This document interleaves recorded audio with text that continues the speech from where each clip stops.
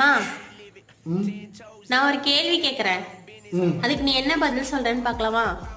கேளுமா. நான் வந்து மரண படுக்கையில இருக்கமா இப்போ, சரியா?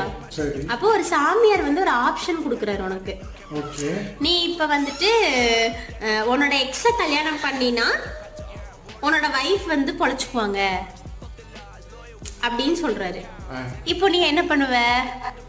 எங்க இருந்துதான் இந்த மாதிரி எல்லாம் கேள்வி பிடிச்சிட்டு வராளோ, எப்படி சமாளிக்க போறதோ?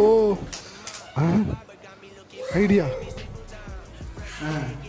நான் என்ன பண்ணுவேன்னா, இப்போ நீ மரணப்படுக்கையில் இருக்கீல, உன்னைய பிரேக்கப் பண்ணிடுவேன். அப்போ நீ என்னோட எக்ஸ் ஆயிடுவேன். அப்போ நான் உன்னையே கல்யாணம் பண்ணிடுவேன்.